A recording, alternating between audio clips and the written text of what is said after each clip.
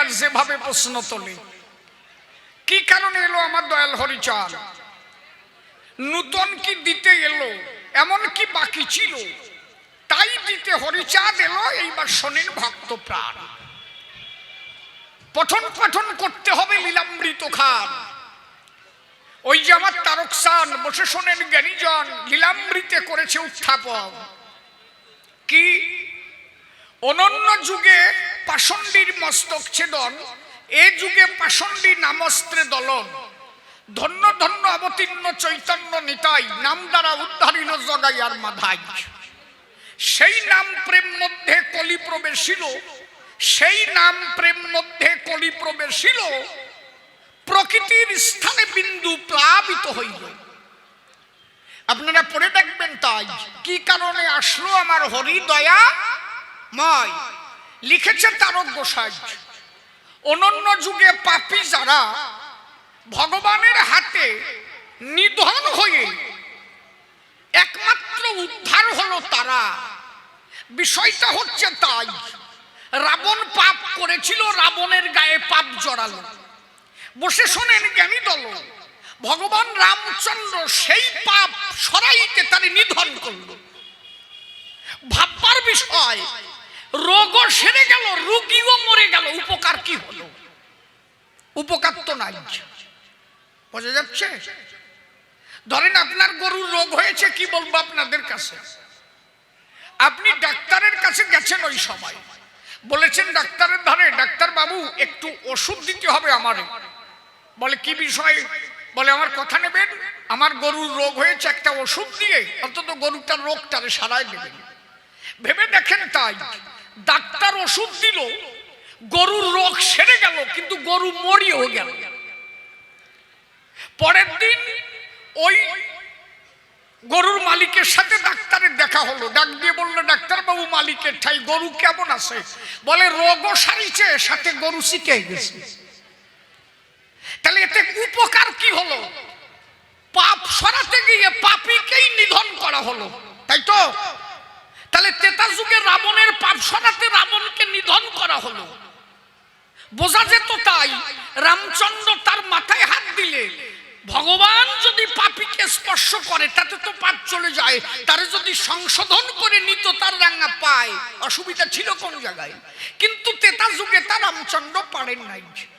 পরিষ্কার পরিচ্ছন্ন জবাব, এর মধ্যে কোনো ভেজাল নাই। আমার কথা যদি এরপরেও না বোঝা যায় তাহলে আমার আর কিছু করার নেই, নাকি? এইবার মহাভারত যদি পড়ি, বসে শোনেন নরনারী, কৌরব আর পাণ্ডব পক্ষ যুদ্ধ ধরি, লক্ষ লক্ষ কোটি কোটি সেনা মারা যায়। বসে শোনেন নারী নরে, পাপ ছিল নাকি দুর্যোধনের ধারে?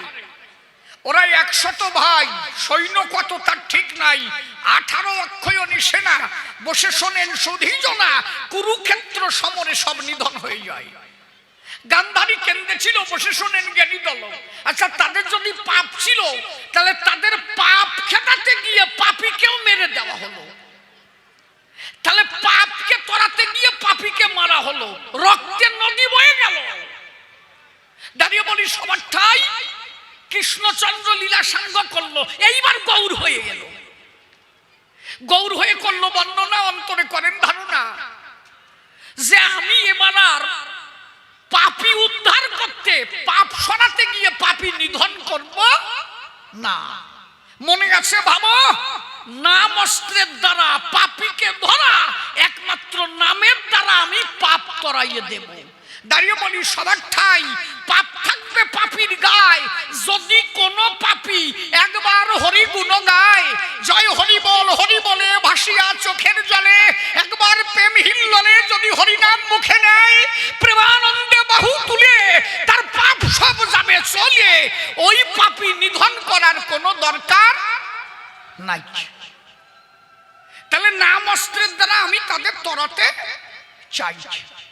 দাঁড়িয়ে বলি সবার স্থান, এই জন্য তারক গোসাই মহাপ্রভুকে ধন্য বলে করেছে আখ্যান। কি ধন্য ধন্য অবতীর্ণ চৈতন্য নিতাই, নাম দ্বারা উদ্ধারিল জগাইয়ার মাধাই। তাহলে জগাই মাধাই তরে গেল, তাদের গায়ে পাপ ছিল, সত্য এবং ত্রেতা দাপরে পাপীকে যেমন নিধন করেছিল, মহাপ্রভু কিন্তু এবার আর নিধন করে নাই, নাম অস্ত্রের দ্বারা উদ্ধার করে বসে শোনেন নারী নরে। কথাটা বলি একটু পরিষ্কার করে, তাহলে বড় দয়াল আমার মহাপ্রভু আমরা জানলাম। তাই এই জন্য তারক গোসাই মহাসংকীর্তনে প্রথম গানে লিখেছিল তাই কি, ভজ ভজ মন জয় শ্রী শচীর নন্দন, ভজ পদ্মাবতী সুত বসু জাহ্নবীর জীবন ধন।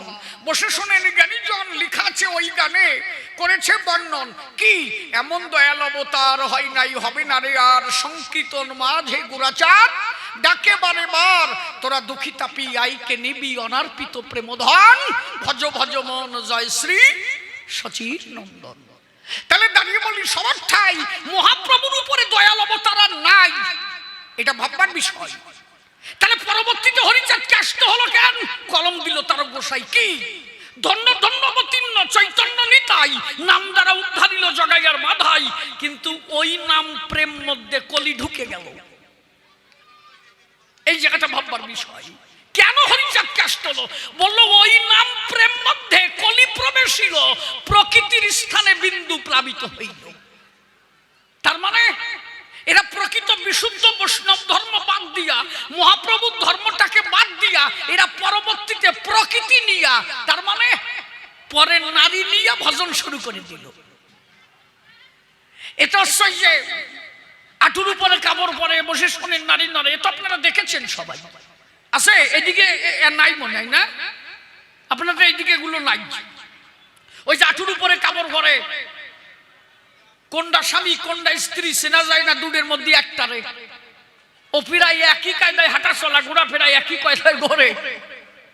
ওরা বললো আমরা রসের ভজন করি, ওখানে কোনো সমস্যা নাই। ভজনটা শুরু করলো কি বলে, যথাকার বিন্দু মোরা তথায় পাঠাবো। বিন্দু মানে পিতৃসত্তা, বলছে যথাকার বিন্দু মোরা তথায় পাঠাবো, প্রকৃতির স্থানে বিন্দু কিছু না রাখিব। আমরা একটা ভজন করব, সে ভজনটা কি?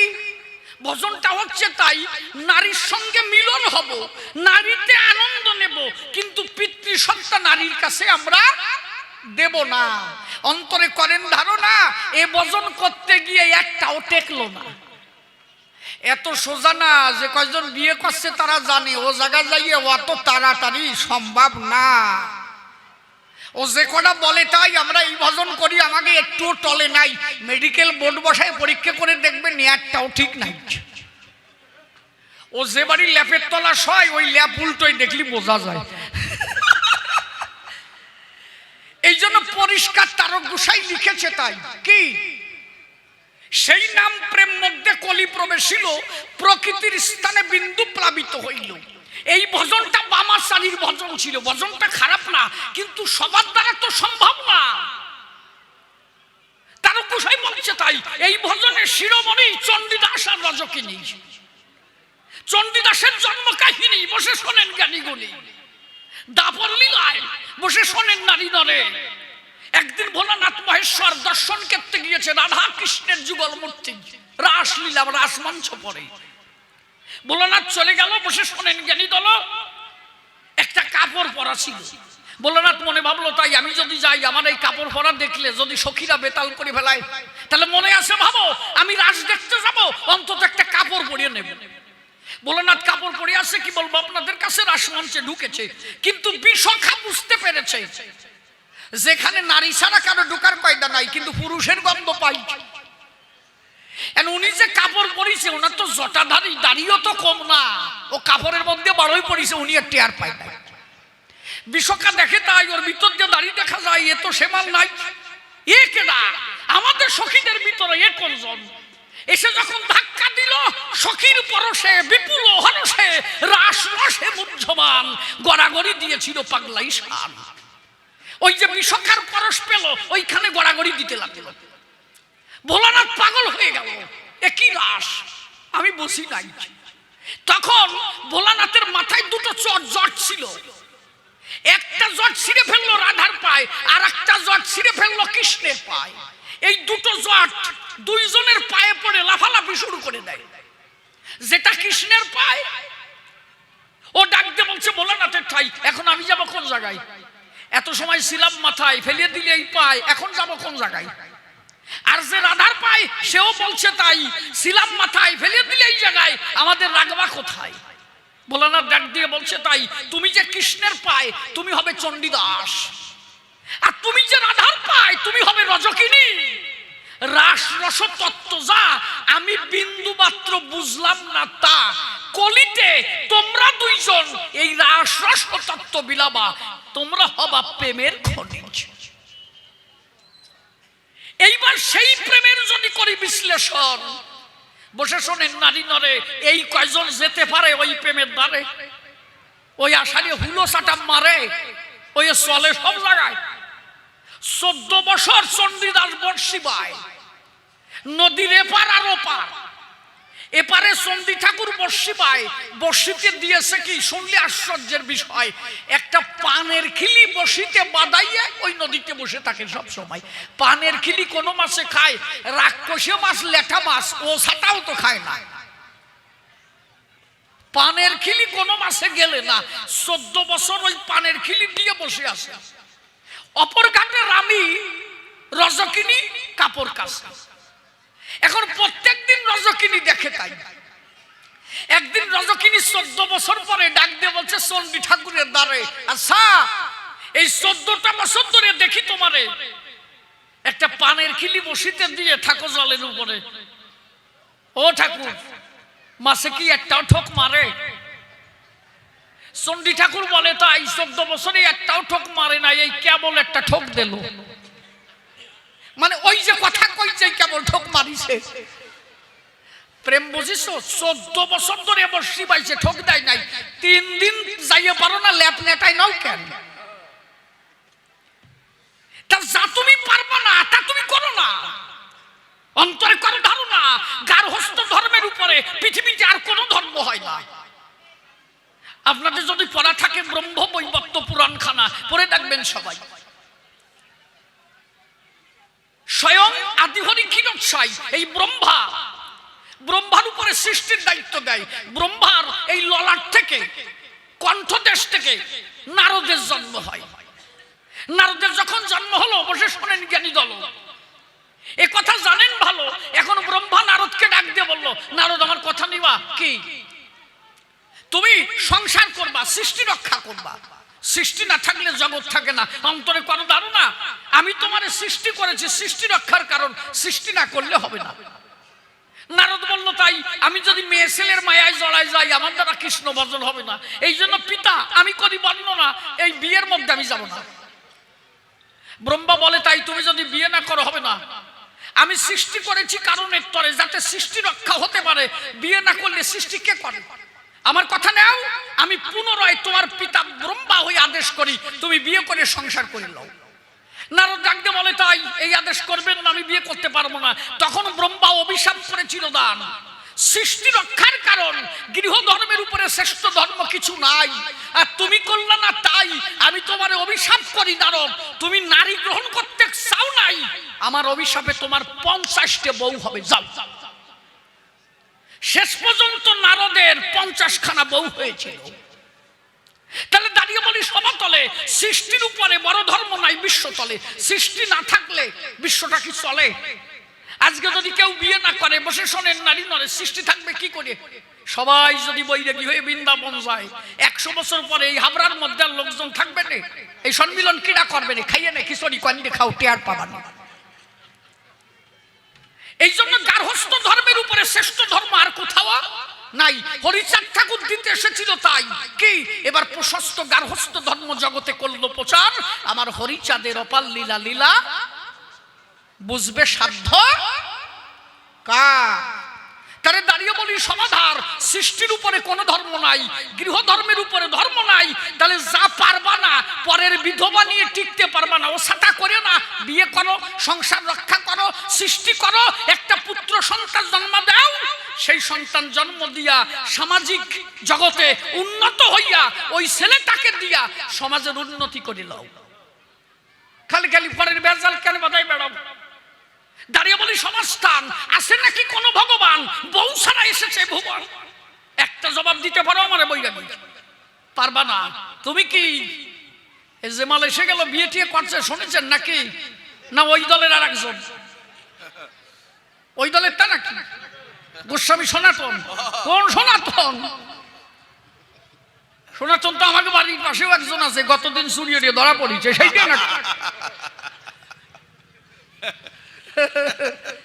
তাহলে দাঁড়িয়ে বলি সবার ঠাই সৃষ্টি রক্ষা করবার আসে, যদি যায় নারীর পাশে তাতে তার ব্রহ্মত্ব হয় না ক্ষয়। অন্তরে করে ধারণা। এই জন্য হরিচাঁদ ঠাকুরের ধর্মই হচ্ছে গার্হস্থ্য ধর্ম, এইটা অনেকে বোঝেই না। গৃহধর্ম গৃহকর্ম করিবে সকল, হাতে কাম মুখে নাম ভক্তি প্রবল। করিবে গার্হস্থ্য ধর্ম লইয়ে নিজ নারী, গৃহে থাকি নেশিবান পস্তি ব্রহ্মচারী। ঋতু রক্ষা করিবে জীব হত্যা ভয়, কেহ বা পূর্ণ সন্ন্যাসী নিষ্কাম আশ্রয়। ঋতু রক্ষা করো, জীব হত্যা ভয়, তার মানে নারীর কাছে যেও না। সৃষ্টি রক্ষা করিতে তুমি যাবা নারীর সাথে, অপ্রয়োজনীয় অর্থে এক বিন্দু পিতৃসত্তা নারীকে দিতে পারো না। এইটা হচ্ছে মতুয়া ধর্ম মত। হাতে কাজ করো, মুখে নাম করো, একটা পুত্র সন্তান জন্মাও। আমি বলি সবারটাই একটা ছেলে যদি না হয় তাহলে বংশ রক্ষা কার দ্বারা হবে? হীরামন পাগল হয়ে গেল, পাগল হয়ে চলে গেল, পুনর্জীবন লাভ করলো। হরিচাঁদ ঠাকুরকে বলল, বাবা আমি আর সংসারে যাব না, এ জীবন তো চলেই গেল, নতুন করে যখন এলো আমার চরণে নেওয়া ভালো, আমার আর সংসারে পাঠাইও না। ঠাকুর ডাক দিয়ে বলে, তাই নারীর কাছে ঋণী আছো, বোঝো না? আমার কথা নেও, তুমি সংসারে যাও, একটা ছল জন্ম দাও। আমি বলি তোমার দ্বারে ছেলে হওয়ার পরে তুমি আবার এসো ফিরে, আর তোমারে পাঠাবো না। যে কয়জন মতুয়া জগতে, আর এখন তো গোসাই সব দেখা যায়, বিয়ে ছাড়া গোসাই। কথা ঠিক করছি তো আমি নাকি বেতাল করছি? কথা কইও সাটা, কথা কম না কেন? একজনকে দেখাও তো হরিচন্দ্রের লীলায়। মৃত্যুঞ্জয় বিয়ে করে পাগল হলো, দশরথ রোগ হয়ে গেল, পালা জ্বর হয়েছিল, তাই তো? পালা জ্বর হয়ে গেল, শরীর ভালো না, মরে যায়, লাঠিবাদ দিয়ে গেল। হরিচাঁদ ঠাকুরের কৃপায় রোগ সেরে গেল। ডাক দিয়ে বললো, দশরথের ঠাই অদশরথ বিয়ে কর। কয় যে এমনি শরীর নিয়ে পারি না, এরপরে আবার বিয়ে নিয়ে যাবানি কোন জায়গায়? ঠাকুর বললো, তাই বিয়ের পরে তো শরীর ভালো হয়ে যাবে, যা। দশরথ বিয়ে করলো, শরীর ভালো হয়ে গেল। হীরামন পাগল হলো, বিয়ের পরে পাগল হলো। গোলক পাগল হলো, বিয়ের পরে পাগল হলো। আমার গুরুদেব তারক গোসাই বিয়ে করতেই চাই না। একদিন হরিচাঁদ ঠাকুর বললো, তাই তারক তোর বিয়ে করতে হয়? বলে, বাবা এই আদেশ করো না, অন্তরে করি ধারণা আমি বিয়ে করতে পারবো না। বলে, আমি যে ধর্ম দিতে এলাম তুই নিবি না? বলে, আমি তো নিতে চাই, আমি যদি বিয়ে করে তোমারে ভুলে যাই, আমি তো তোমার চরণে থাকতে চাই। নারীর মায়ায় পড়ে যদি ভুলে যাই তোমারে, এই জন্য চরণ ছাড়া করো না আমারে, আমি বিয়ে করতে চাই না। ঠাকুর করলো, বললো না, যদি আমারে মানো, বিয়ে না করলে আমার কাছে থাকা যাবে না, তোমার বিয়ে করতে হবে। বললো, কারে বিয়ে করবো? তা যে মাইয়ে বিয়ে করবো তারে তো পণ দিতে হবে। তখন পণের আমল ছিল, ঠিক তো? এখন তো ছেলের পক্ষ টাকা পায়, তখন মাইয়ের পক্ষরে টাকা দিয়ে মেয়ে আনতে হতো। আমার ঠাকুর মারে নাকি, আমার ঠাকুরদা 20 পয়সা না 25 পয়সা পণ দিয়ে আনছিল, ওই কালি, তাই বলে পণ দিয়ে আনিস। আমি একদিন আমার ঠাকুরদারে বললাম, ঠাকুরদা এই কালাটাও নাকি ফোন দিয়ে আনতে হয়? কয় যে কোশ নিয়ে, তাই দেবে না। এইরকম একটা সময় কথা কইছে, খালি আমি একা জানি, তুই জানিস তো, কথা কইছে বোঝে না। তা তারক বিয়ে করবে, পণ লাগবে। শুনে রাখো, হরিচাঁদ ঠাকুর বললো, তাই তোর পণের টাকা আমি দেবো, তাও বিয়ে করতে হবে তোর। শেষ পর্যন্ত তারকের বিয়ের পণের টাকা ঠাকুর দিয়েছিল, তারপরেও তার বিয়ে করতে হয়েছিল। হরিগোসাই বিয়ে করবে না। গুরুচাঁদ ঠাকুরের কাছে গেল, গুরুচাঁদ ঠাকুর হরিগোসাইকে বলো, হরিয়া বিয়ে করতে হবে। বলো, বাবা আমি বিয়ে করবো না। বলে, আমার বাবার ধর্ম বিয়ে করা, গার্হস্থ্য ধর্ম না করলে হবে না, বিয়ে করবা না। আর পরের মাইয়ের সাথে যে যা পারো এগুলো চলবে না, ওসব কথা আমি বলতে যাই না, নাকি? বলো, হইয়া বিয়ে করতে হবে, গার্হস্থ্য ধর্ম রক্ষা করতে হবে। করিবে গার্হস্থ্য ধর্ম লইয়া নিজ নারী, গৃহে থাকি নাশিবান পস্তি ব্রহ্মচারী। ঋতু রক্ষা করিবে জীব হত্যা ভয়, কেহ বা পূর্ণ সন্ন্যাসী নিষ্কামাশ্রয়। হাতে কাম মুখে নাম ভক্তি প্রবল। দাঁড়িয়ে বলি সভাতল, বিয়ে না করলে কমে যাবে গার বল, বিয়ে কর। কয় যে বাবা করবো না। গুরুচাঁদ ঠাকুর বলে, তাই শালা তোর 2 বিয়ে হবে। শেষ পর্যন্ত হরিঘোষার 2 বিয়ে হয়েছিল। তাহলে গার্হস্থ্য ধর্মটাই। আর এইটা ভাববেন না বিয়ে ছাড়া একটা ভগবান আছে নাকি, দেখান তো আমারে। লক্ষ্মীর পাশে নারায়ণ, রামের পাশে সীতা, কৃষ্ণের পাশে রাধা, মহাপ্রভু দুটো বউ, বিষ্ণু পিয়া, লক্ষ্মী পিয়া, হরিচাঁদ ঠাকুর, শান্তিমাতা, গুরুচাঁদ, সত্যভামা, কেহ নয় কমা, ভগবান যে কয় জানা। যদি বুদ্ধের কথা বলো, বুদ্ধদেব তার স্ত্রী ছিল সুজাতা। দাঁড়িয়ে বলি সবার ঠাই, এরা বিয়ে ছাড়া ভগবান একটাও নাই। তাহলে বউ নিয়ে যদি ভগবান পারে, এই জন্য ভগবান দেখালো চরাচরে সঙ্গিনী সঙ্গী করেও ধর্ম রক্ষা করা যেতে পারে। তাহলে বৈরাগী নিজের ঘর ছেড়ে পরের বিধবা নিয়ে কুরুৎকাল কেন বেড়াও মারিয়ে, ব্যাপারটা কি? পরিষ্কার পরিচ্ছন্ন ধর্ম হরিচাঁদ ঠাকুর দিয়েছে, তাই গার্হস্থ্য ধর্মের পরে আর কিছু নাই।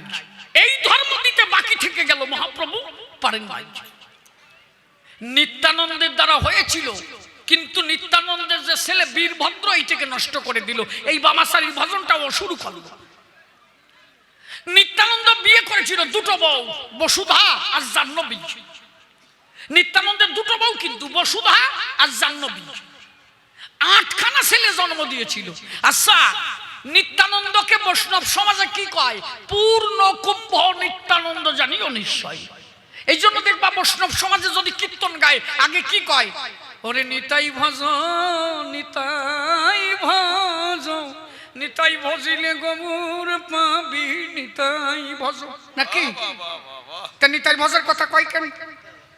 নিতা সল হচ্ছে 8টা, 8খানা, আমি তো 7 নাম্বারে। কেন বললি, হাসে বললি কেন? আমি শিশির হয়ে বলছি, আমরা 7 ভাই বোন, আমরা 4 বোন 3 ভাই, তাহলে আমি 7 নাম্বারের মাল। এইটি বলে 11 নাম্বারের। সাইয়ে দেখেন না, তখনকার সময় আমাকে এইরকমই ছিল, 8টা 10টা 12টা, নাকি গোসাই ঠিক কিনা? কথা কথা ছাতা বসে রাখছিল, কথা কথা তখন তো এই রবি ছিল নাকি? তাহলে দাঁড়িয়ে বলি সবার ঠাই, যে নিত্যানন্দকে পূর্ণ কুম্ভ নিত্যানন্দ বলা হয়, তিনি যদি 8টা ছেলে জন্মাইয়ে পূর্ণ কুম্ভ হতে পারে, তা মতুয়ারা 2 সেন্টে জন্মাইয়ে পূর্ণ কুম্ভ থাকতে পারে না? তাহলে বিয়ে করবে না কেন? আমি মনে করি তাই এই কমিটির ছেলে পেলে যদি 2 সেন্টের বিয়ে না হয়, এই সপ্তাহের মধ্যে যেন কমপ্লিট করে ফেলায়। গার্হস্থ্য ধর্ম রক্ষা না হলে ধর্ম থাকবে না। এটা বোঝো না? বাংলাদেশের পরিস্থিতি কি দেখো না? বাংলাদেশে যদি হিন্দু সংখ্যাগুরু থাকতো, আজকে এই পরিস্থিতি ঘটতো? পরিস্থিতি খুব খারাপ তো। আমি দাঁড়িয়ে বলি সবারটাই, সর্বক্ষেত্রে সে সংখ্যাগুরু আর সংখ্যালঘু কোনো কথা নাই, সেখানে সার্বজনীন সবার অধিকার থাকা চাই, নাকি? আজকে যে ছেলেটাকে পিটাইয়ে ঝুলাইয়ে আগুন দেওয়া হলো, এত বড় বর্বর ঘটনা পৃথিবীতে আর কোথাও আছে বলে আমার মনে হয় না।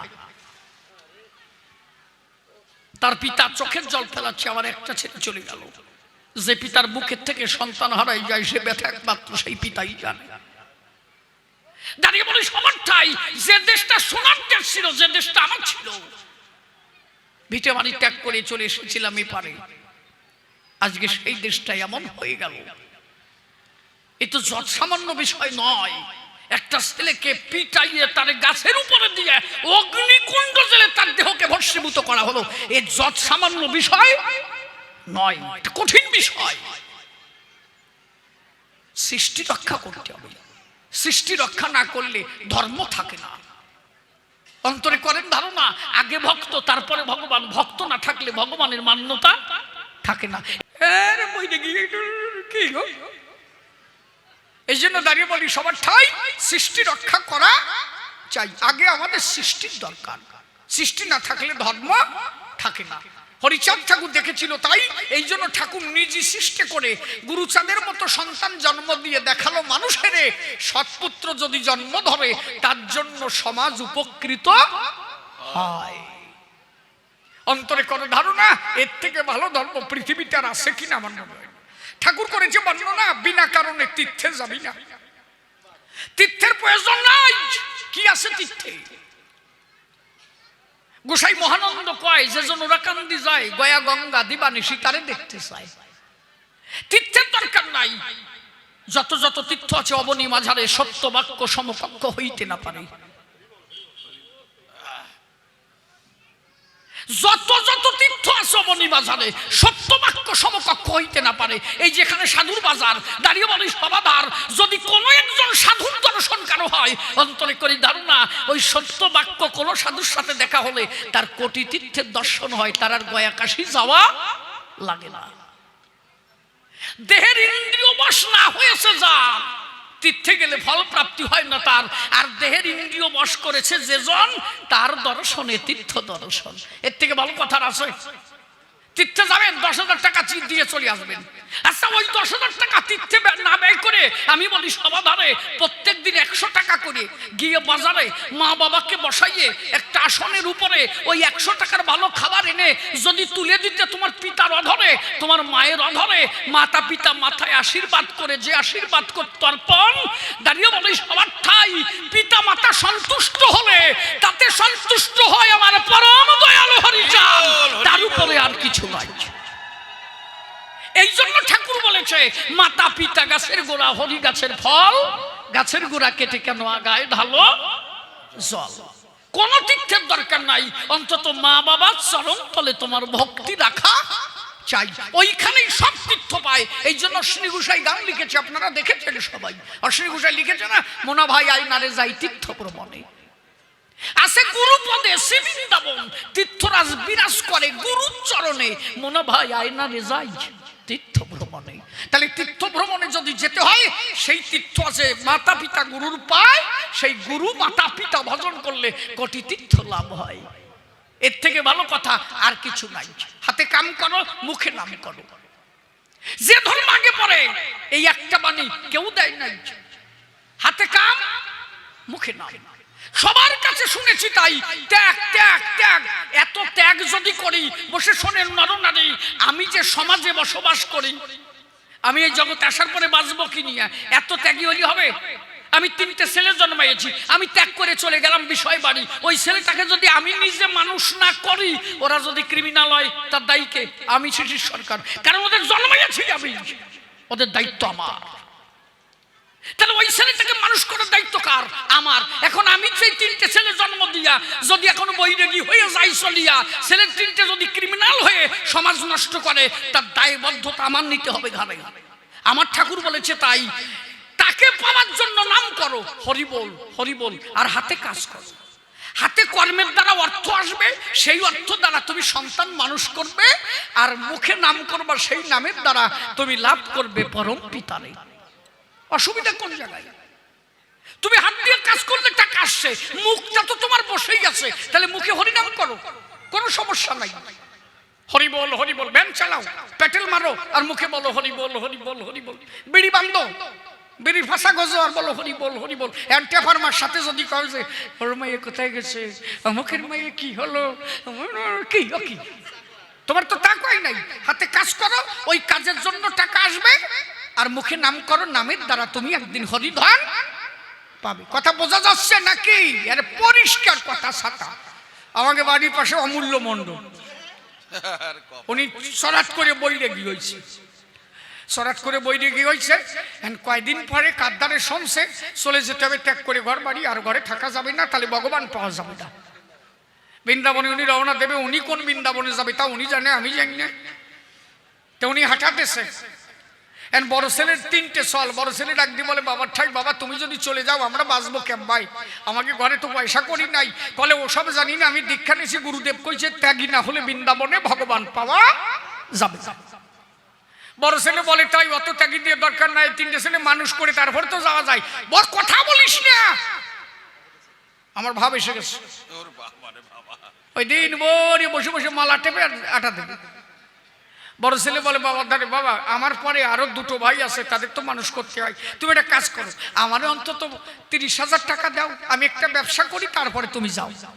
2টো ভাইকে আমি মানুষ করি, বাবা মরে গেলে তারপরে তো বড় ছেলেই পিতার মতো হয়, তুমি চলে যাও, মনে করবো বাবা আসলে ওটা মরেই গেছে, সাতা ছাড়িয়ে দিলাম, ভয় নাই, অন্তত আমারে টাকা দেওয়া চাই। 30,000 টাকা দিলেও বসে শোনেন জ্ঞানী দল, ওই 30,000 টাকা নিয়ে ঘরে গেল। বাবা 10 কাঠা জমি বিক্রি করে 30,000 টাকা এনে দিল।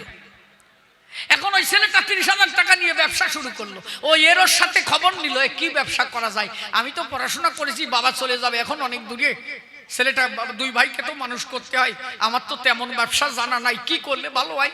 বন্ধুরা বলল দেখ তোর তো কোনো কাজের মুরত নাই, তাহলে একটা কথা নিবি, ওই যে মানুষই যে ভাটা বসে 3টে ভাটা কিনবি। মানে ও যেমন আর বুদ্ধি যে কয়টা দেশে সেই কয়টাও সেই রকম, ওটা দিয়ে 3টে ভাটা কিনে আনিয়ে গাছে বাঁধতে তৈছে, ব্যবসা শুরু হয়ে গেছে। বোঝো তো নাকি? ব্যবসা আরম্ভ হয়ে গেছে।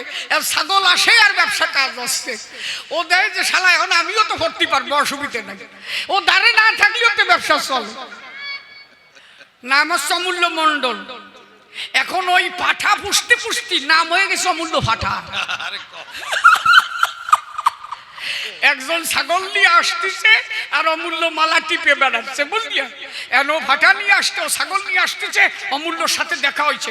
কয় যে দাদা এখানে অমূল্য ভাটার বাড়ি কোনটা?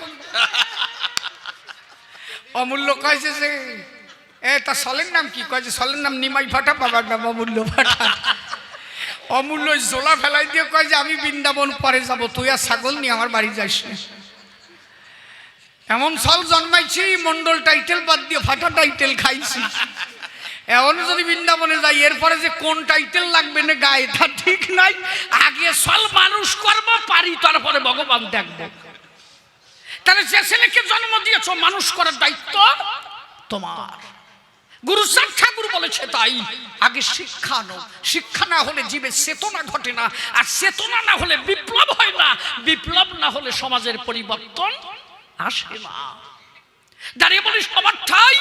এই জন্য আগে নিজের সন্তানকে মানুষ করে মুখে হরিনাম করে সংসারে থেকেই তারে পাওয়া যায়। হাতে কাম করো, মুখে নাম করে, তাতেই ঈশ্বর প্রাপ্তি হয়। তাহলে দাঁড়িয়ে বলি সবার ঠাই। যা যা দিতে বাকি ছিল তো মনে আরো অনেক কথা বলতে চাই। ও তো রাত ভরে গান গাইতে হবে, এত রাত্রে এত কথা বলা যায়? কবি গান দিতে হবে দিনের বেলায়, 2টোর থেকে গান শুরু হবে, সারা রাত গান হবে, মানুষ বসে থাকবে নাকি? এমনিও তো তোমরা একজনও যাচ্ছ না বাড়ি, কবটা করে গাঁথিয়ে মানে সেইটাই ভাবতেছি। পড়ে গেছি জ্বালাই, বুঝলি?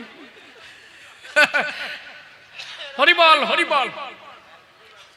তাহলে দাঁড়িয়ে বলি সমাস্থান যা দিয়েছিল হরিচাঁদ, অনন্ততার অবদান, প্রযুক্তি বিজ্ঞান, মতুয়া ধর্মখান। এই প্রযুক্তি বিজ্ঞান এবং মতুয়া ধর্মস্থান যদি একাধারে মিলান পার্থক্য নাই। শুধু বিজ্ঞান অনেকে বলছে তাই, বড় বড় বৈজ্ঞানিক যারা ভগবানকে মেনেছে তারা অন্তরে করেন ধারণা মতুয়াদের মধ্যে কোনো ভণ্ডামি কাজ করে না। বাস্তববাদী ধর্ম কিনা দেখে বলেছে তাই। একমাত্র মতুয়া দর্শনের মধ্যে সর্বশ্রেষ্ঠ মা বাবা। মা বাবার সেবা না দিলে তার দ্বারা ঈশ্বর প্রাপ্তি কোনোদিন সম্ভব নয়। এর থেকে ভালো বাণী বিশ্ব পৃথিবীতে আর আছে কিনা আমার জানা নাই। ভগবানকে জানতে গেলে আগে মা বাবাকে পুজো করা চাই। ঠাকুর বলেছে সত্য বাক্য বলিস, সত্যই পরম ব্রহ্ম, সত্যই পরমং তপ, সত্যমূলং ক্রিয়া সর্বা, সত্যাৎপরতর নতি।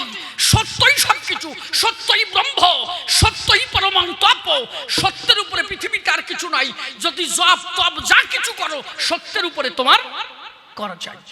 একমাত্র সত্যই ধর্ম। এই সত্যটাকে আগে ধরে রাখা চাই। হরিচাঁদ ঠাকুরের দ্বাদশ আজ্ঞার প্রথম আজ্ঞা সদা সত্য কথা কহিবে। একটা বাণী যদি কেউ মেনে নেয় ঠাকুরের, অন্তরে করি ধারণা সংসারে বসেই ঠাকুরকে পাওয়া যায়, তার আর কোনো জায়গা যেতে হবে না। সত্য রক্ষা করো।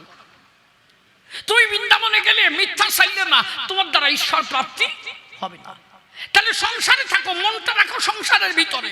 আমি বলি তোমার ধরে, কিন্তু থাকো সত্য রক্ষা করি, আর নামটাকে অনবরত রাখো আদরে। সংসারে থেকেই তোমার ঈশ্বর প্রাপ্তি হবে এ সংসারে। তাহলে দাঁড়িয়ে বলি সবার ঠাই। এই যে মহাপ্রভুর পরবর্তী ভজন, এই বামাচারীর ভজন করতে গেল, ভাবটাকে নষ্ট করে দিল। যার কারণে হরিচাঁদকে নূতন করে আসতে হলো, পবিত্র গার্হস্থ্য ধর্ম জীবকে শিখালো। খালি কি তাই? মহাপ্রভু মায়ের কাছে ঋণী হয়েছিল, পিতার কাছে ঋণী হয়েছিল, নিজের নারীর কাছে ঋণী হয়েছিল। কোন যুগে কোন জন্মে ভগবান বসে শোনেন জ্ঞানী জন স্ত্রীর আশা করতে পারে নাই পূরণ। আপনি যদি তিতা লীলা করে দর্শন, যদি তিতার কথা বলি এখন, ওই যে সীতা যিনি দুঃখ সইতে না পেরে মাটি ফেরে মাটির সঙ্গে মিশে গেছিলেন, তিনি শেষ পর্যন্ত মাটির সঙ্গে মিলন হলো। রামচন্দ্র সীতাকে সুখ দিতে পারলো না, এই জন্য তারকগোসাই কলম দিয়েছিল কি, তোমরা দুঃখ জানো কিরে, ওরে জানো কিরে কত না কাঁদাইয়েছিলে, দুঃখ না সইতে পেরে মাটি ফেরে মাটির সঙ্গে মাটি হলে। আছে না? তাহলে সীতা পেয়েছিল কত ব্যথা জানো, সেই আলোচনা যদি করি। সীতাকে বনবাসে দেয়া হলো, বনবাস থেকে রাবণ নিধন হয়ে গেল, সীতা বাড়ি ফিরে এলো। আমি আমার কথা বলছি না, রামায়ণ পড়ে ডাকবেন। সীতা গর্ভবতী, এখন অযোধ্যায় সবাই জেনে গেল সীতার সন্তান হবে, সীতা গর্ভবতী। এখন পূজাবর্গ বলছে তাই এমন কথাও রামের শুনতে হয়েছে।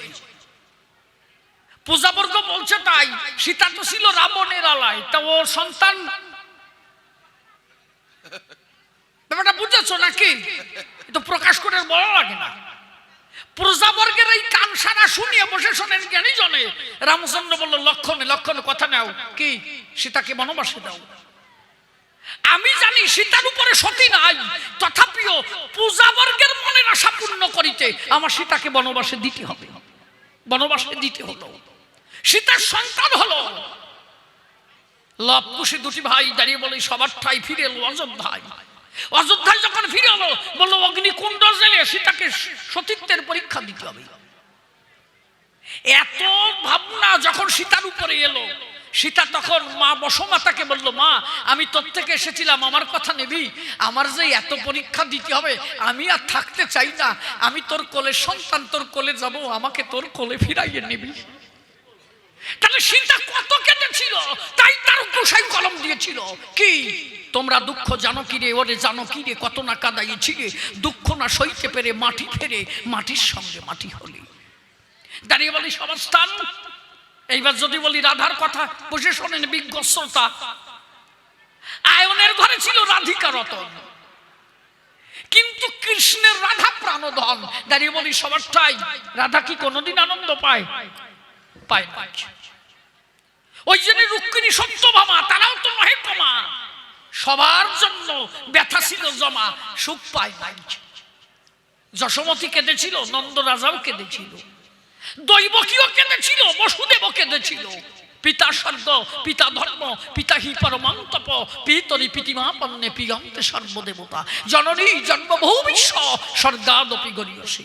তাহলে কেঁদেছিল সবাই, মা বাবা স্ত্রী সবাই কেঁদেছে, সুখ দিতে পারে না।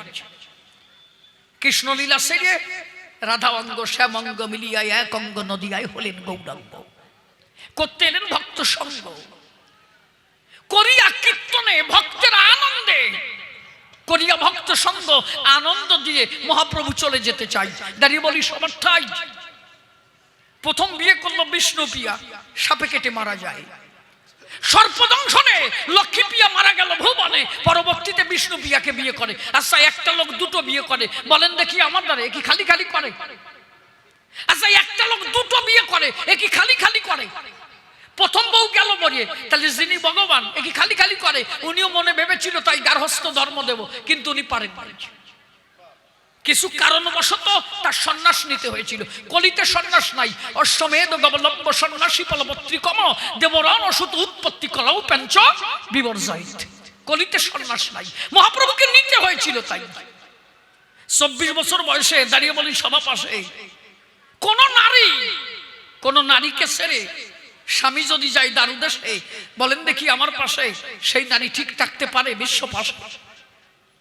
বিষ্ণুপ্রিয়া বলে তাই 24 বছর বয়সে বিষ্ণুপ্রিয়া ঘরে থাকলো।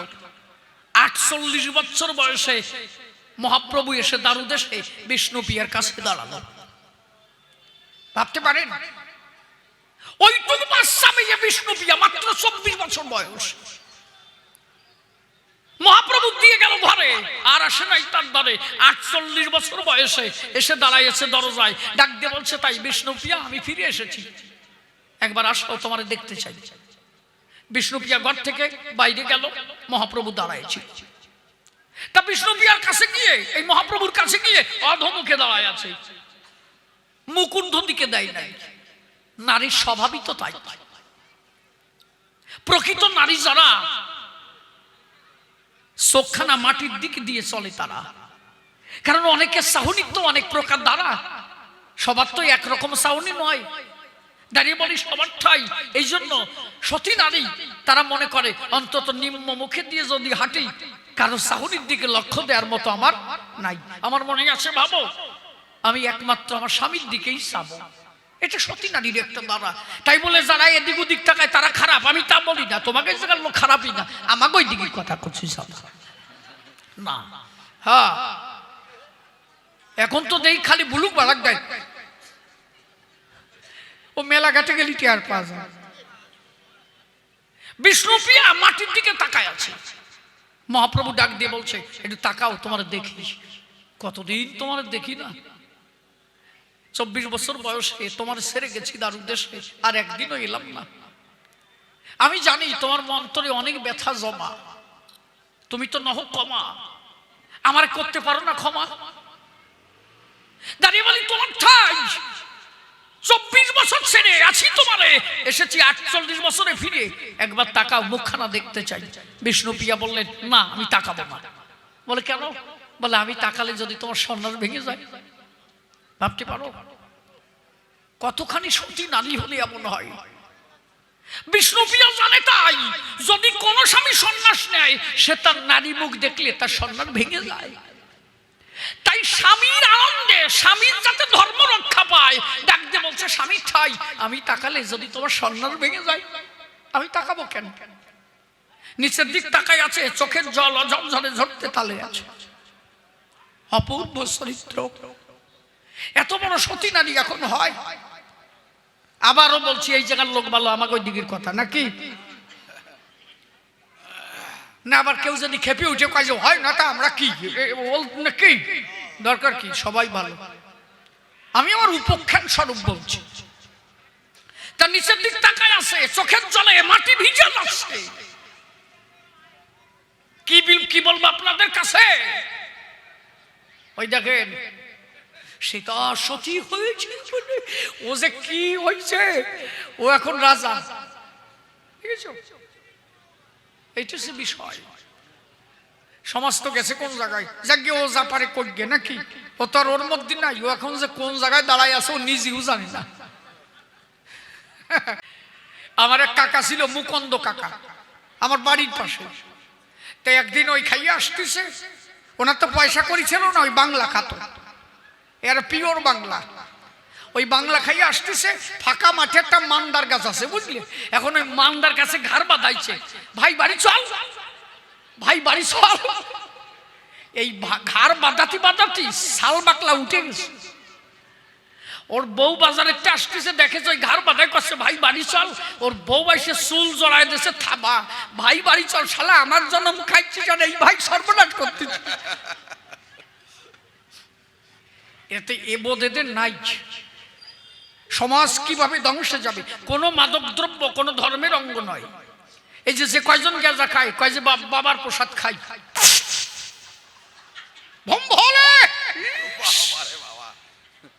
বাবার প্রসাদ খাই। এ তোরে কইছে কোন শালায় যে ওইটা ভোলানাথ খাইছে? ভোলানাথ হচ্ছে সিদ্ধির মানুষ, স্থূল প্রবর্তক, সাধক সিদ্ধি। স্থূলে মূল তাল ঠিক রেখে প্রবর্তে নাম লৌরে সুখে, সাধরে সাধকতারে এই তোরে ডাকার বিধান। সিদ্ধে গিয়ে মাতাম দিয়ে যাওরে মত্ত মাতাল হয়ে, প্রেম সাগরে জোয়ার দিয়ে কর হরি নাম অমৃত পান। ভোলানাথ সবসময় সিদ্ধির দেশে থাকতো, হরিনামে মারত। এই জন্য শ্রী গোসাই গান লিখেছে, ও নাম ব্রহ্মা জপে চতুর্মুখে, শিব জপেছে অবিরাম, আনন্দে লৌরে মধুর হরিনাম। আর এরা ওই গেজার দোষে ভোলানাথরে দেয় বদনাম, কয় যে বাবার প্রসাদ। একে একদিন কবেন যে তোরা বাবার প্রসাদ বলে গেজা খাস, তাহলে ভোলানাথ যে বিষ খালো, দুর্গা দুধ দিল, বাইসি উঠলো, তা তোরা একটু বিষ খাইয়ে দেখা। একটাও খাবে না, গেজা টুকি খাবে, ওটাও তো বাবার প্রসাদ, 20 টাকা বাবার প্রসাদ। ও খাবে না, শয়তানি চলে ও চলে না। দাঁড়িয়ে বলি সবার ঠাই। আমি ছিলাম যে জায়গায়, এখন বিষ্ণুপ্রিয়া দাঁড়ায় আছে, অধমুখে বসে দাঁড়িয়ে আছে, চোখের জল ঝরঝর করে ঝরে পড়ছে। মহাপ্রভু যিনি ডাক দিয়ে বলছেন, চিনি একবার তাকাও অন্তত দেখি। বলে যদি সন্ন্যাস ভেঙে যায়? বলে আমার তো সন্ন্যাস না, অন্তরে কোনো ধারণা আমার সন্ন্যাস কি না তা তো তুমি জানো না। আমার কথা নাও, অন্তত একবার নয়ন তুলে তাকাও। সজল নয়নে বিষ্ণুপ্রিয়া তাকায় আছে মহাপ্রভুর পানে। মহাপ্রভু বিষ্ণুপ্রিয়ার চোখের জল ঝরে পড়ছে ধরাতল, মাটি ভিজে যাচ্ছে। মহাপ্রভুও কাঁদছে, বিষ্ণুপ্রিয়াও কাঁদছে, দুজনের চোখের জলে প্লাবন ঘটছে। মহাপ্রভু ডাক দিয়ে বলছে, আমার কাছে কিছু চাও না? 24টা বছর তোমারে ছেড়েছিলাম, তোমার এত কষ্ট দিলাম, কোন যুগে একটু শান্তি দিতে পারলাম না। ছিলে রাধা, দিলাম বাধা, ছিলে সীতা, পেলে ব্যথা, অন্তরে তোমার কত ব্যথা, কোনদিন ব্যথা পূরণ করতে পারলাম না, তা আমার কাছে কিছু চাও না? বিষ্ণুপ্রিয়া বলে, যে আমার হৃদয়ের পাখি তার কাছে কিছু চাওয়া লাগে নাকি? তোমারে তো সদাই হৃদ মন্দিরেই দেখি, তা তোমার কাছে কিছু চাওয়া লাগে নাকি? তুমি তো আমার হৃদয়ের পাখি। বলে তোমার কাছে কিছু চাওয়া লাগে না, ভাবতে পারেন? বলে কিছু চাও না? বলে দেবে? বলে চাও, যা চাবা তাই দেবো। কি চাও? স্বর্গ চাও? দেব। গোলক চাও? দেব। কি চাও তুমি? সারা জীবনে যা দিতে পারি নাই তাই দেব। কি চাও? বললো আমার এমন কোনো চাওয়া নাই যে চাওয়াতে তোমায় আমি হারিয়ে ফেলাইছি, আমি এইটুক চাই, আমার কথা নেও। যদি দিতে হয়, যে খরম দুখানির পরে দাঁড়ায় আছো ওই খরম দুখানি আবার দিয়ে যাও। বলে তা খরম দুখানি নিবা কেন? বলে আমার কথা শোনো, এই যে 24 বছর আমার ছেড়ে আছো, কোনোদিন তো দেখি নাই, তবে আমি দেখেছি আমার আরোপের ঘরে তোমারে রেখেছিলাম হৃদ মন্দিরে। প্রতিদিন সকালবেলা এক মুষ্টি চাল হাতে নিয়ে কৃষ্ণ নামে নিবেদন করে ওই এক মুষ্টি চাল গ্রহণ করে থাকতাম ঘরের ভিতরে। এক বিন্দু সময় আমি কোনোদিন ভুলি নাই তোমার। স্বামীর স্ত্রীর জীবনের চাওয়া স্বামীর চরণ ছাড়া তো আর কিছু নয়। যে খরমের উপরে দিয়ে তুমি চলছো ওই খরমে তোমার চরণধুলি আছে, আমার জীবনে ওর থেকে বড় পাওয়ার কি আছে? আমার কথা নাও, ওই খরম দোকানে দিয়ে যাও। বলে আর কিছু চাও? বলে চাই। যদি কখনো প্রত্যক্ষে তোমার আমার দেখতে ইচ্ছা করে, পরোক্ষ ভাবে নয়, যদি তোমাকে কখনো প্রত্যক্ষ ভাবে আমাকে দেখতে ইচ্ছা করে, আমার কথা নিও, ওই খরম দুখানি নয়ন জলে সিঞ্চিত করে রেখে দেব বেদিকার পরে। আমি যখন ডাক দেব তোমারে, তুমি আমার স্বামী হয়ে এসো না, সেদিন তুমি আমার প্রাণনাথ হয়ে এসো না, অন্তরে আছে ভাবো সেদিন তুমি চৈতন্য নিতাই নিমাই হয়ে গেছো, আমি প্রাণ ভরে তোমার রূপ মাধুরী দর্শন করব। আমি তোমার স্বামী রূপে দর্শন করতে চাই না, আমি তোমাকে জগতের নিমাই রূপে দর্শন করতে চাই। দাঁড়িয়ে বলি সবার ঠাই। মহাপ্রভু বলল, ধরা পড়ে গেলাম, কোন যুগে শান্তি দিতে পারি নাই, যত জনম গেল সব জনম বিফলে গেল, একদিন শান্তি দিতে পারলাম না, অন্তরে করি ধারণা, তাই এবার আসে বাসনা, শান্তি যখন দিতে পারলাম না, এইবার তোমার আমি শান্তি মাতা বানাই নেব। ছিলে লক্ষ্মী, পরে হলে রাধা, পরে হলে বিষ্ণুপ্রিয়া, কোন জন্মে তো শান্তি দিতে পারলাম না, তাই এবার তুমি শান্তি হবে। অন্তরে আসে ভাবো লোচন প্রামাণিকের ঘরে তোমার জন্ম হবে, আমি স্বয়ং হরি হরি হয়ে আসবো, তুমি শান্তি মাতা হয়ে করবে জন্মগ্রহণ, তোমারে শান্তি দিয়ে লীলা সাঙ্গ করে পূর্ণ লীলা করবো আস্বাদন। জয় হরি বলে উরা কান্দির ভাব শরীরে সেদিন পূর্ণ লীলা করবো আস্বাদন। এই যে প্রতিজ্ঞা পূর্ণ করিবার তরে মহাপ্রভু হরিচাঁদ রূপে এসেছিল ওরা কান্দির বাজারে।